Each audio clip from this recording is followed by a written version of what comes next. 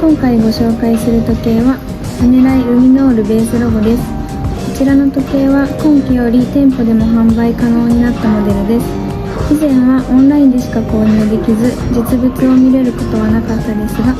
今は店頭にございます。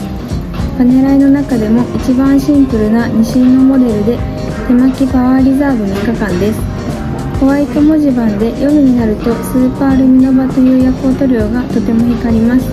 なんといってもこの一目見てパネライだとわかるパネライが特許を取得しているリューズプロテクターがとてもかっこいいです。